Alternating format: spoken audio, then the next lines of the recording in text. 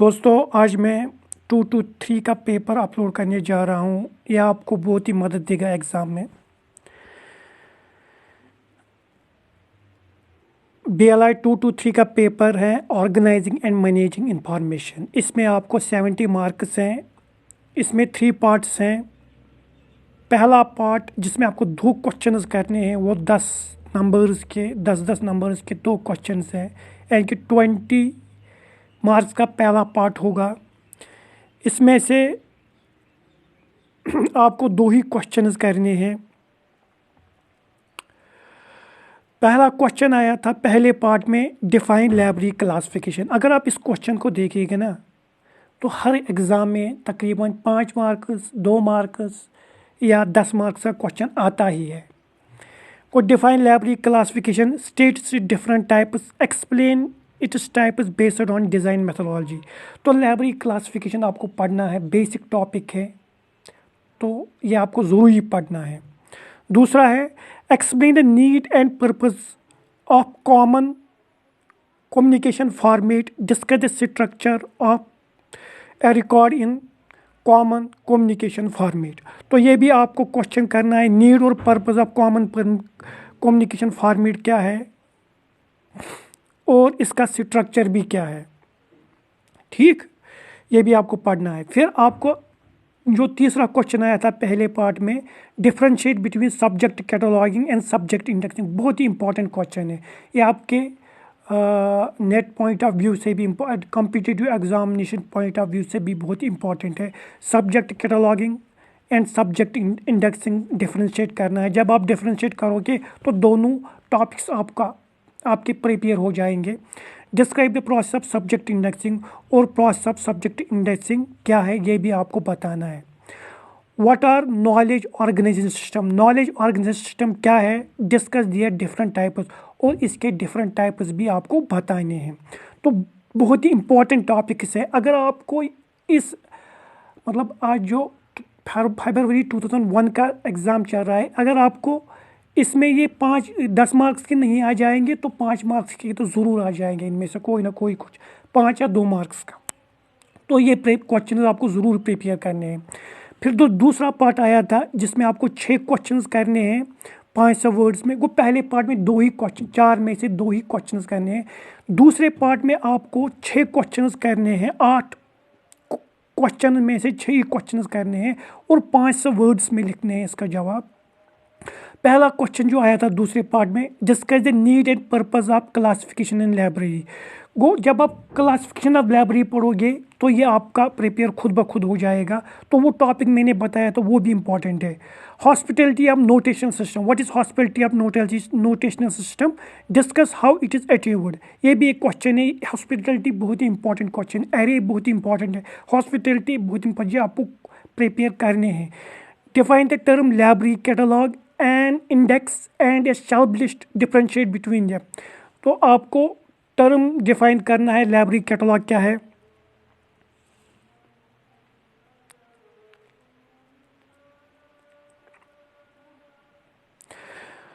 तो define library catalogue, आपको library catalogue define करना है, एंड इंडेक्स भी डिफाइन करना है और शेल्फ लिस्ट भी डिफाइन करना है, और इनको डिफरेंशिएट भी करना है। ये तीसरा क्वेश्चन आया था।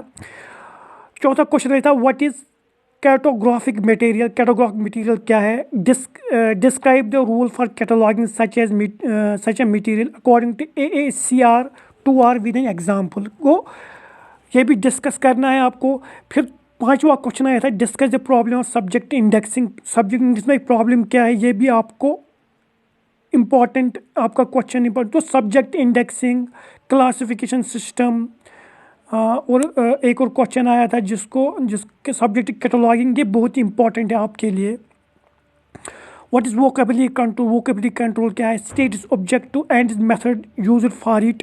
ठीक, ये 6ठा क्वेश्चन आया था। फिर 7वां क्वेश्चन आया था, explain how different types of headings are handled in series list of subject heading. ये भी एक इम्पॉर्टेंट क्वेश्चन है। Differentiate between manual and computerising indexing, describe the component of computerising indexing system. तो आप देखो कि इंडेक्सिंग सिस्टम में कितने क्वेश्चन आए हैं, लाइब्रेरी क्लासिफिकेशन में कितने क्वेश्चन, कैटलॉगिंग में कितने क्वेश्चन। जब आप अगर आप इन 3 टॉपिक्स को प्रिपेयर करोगे अच्छी तरीके से तो आपका 70% तकरीबन कंप्लीट हो जाएगा। फिर आ गया है, फिर जो तीसरा पार्ट आ गया वो है, इसमें आपको 10 क्वेश्चंस करने हैं, सारे क्वेश्चंस करने हैं कि और हर क्वेश्चन के 2 मार्क्स हैं। 2000 वर्ड्स में ये क्वेश्चंस आ जाते हैं, इसको जवाब लिखना है।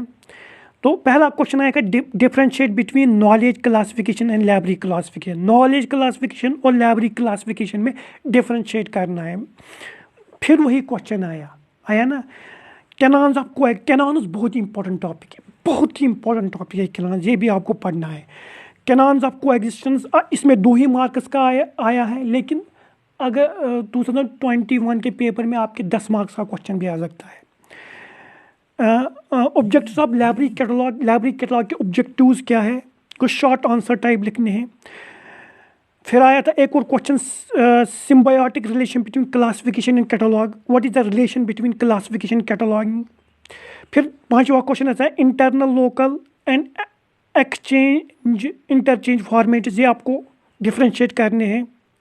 फिर कैसरी सिस्टम इंडेक्सिंग, इस टाइप का इंडेक्सिंग क्या है ये आपको डिफाइन करना है यहाँ पर। Types of equivalence relationships indexing, ठीक, ये भी आपको कुछ इंपॉर्टेंट करने हैं।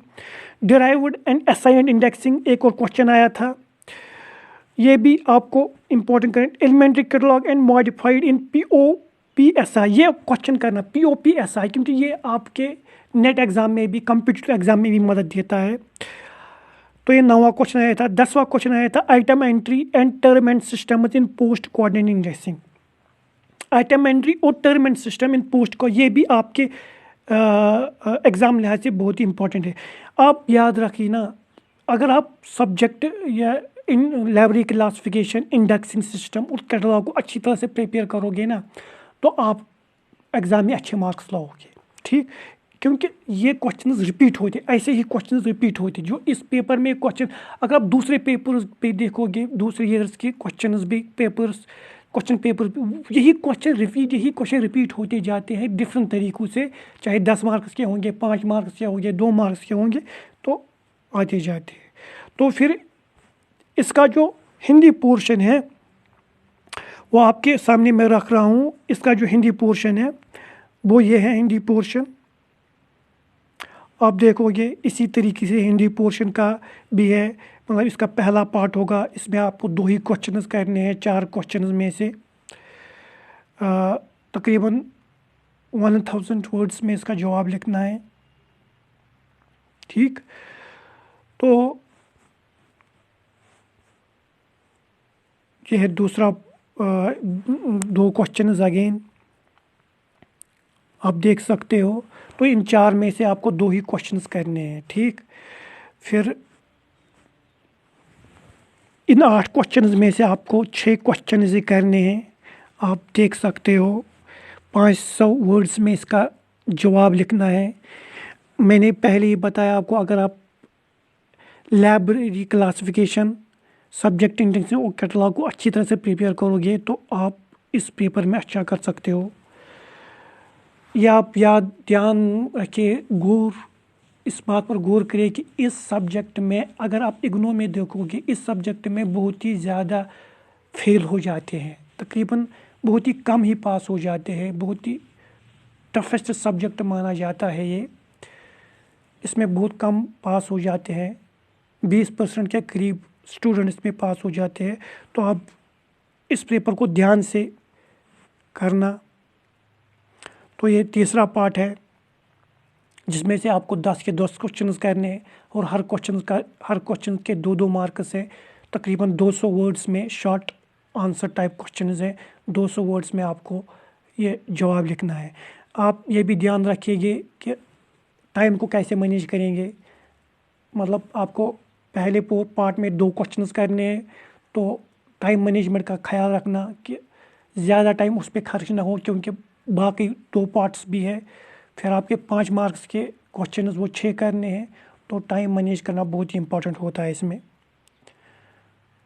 ज़रूरी नहीं अगर आपके 100,000 वर्ड्स में लिखा गया है आप 900 वर्ड्स में भी लिख सकते हो, लेकिन बाकी क्वेश्चंस तक भी पहुंचना ज़रूरी है। इसीलिए टाइम मैनेज करना बहुत ही ज़रूरी है।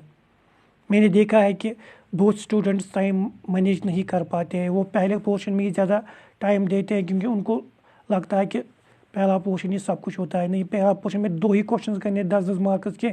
अगर आप एक क्वेश्चन में 5 घंटा लगाओगे एक पहले क्वेश्चन में तो कैसे चलेगा। 3 घंटे का पेपर होता है। तो टाइम मैनेज करना बहुत ही ज़रूरी है। तो मुझे उम्मीद है कि आपको ये मेरा वीडियो पसंद आ गया होगा और आप मेरे चैनल को ज़रूर सब्सक्राइब करिए। ठीक, आगे भी मैं पेपर्स अपलोड करता जाऊंगा। बाकी वस्सलाम।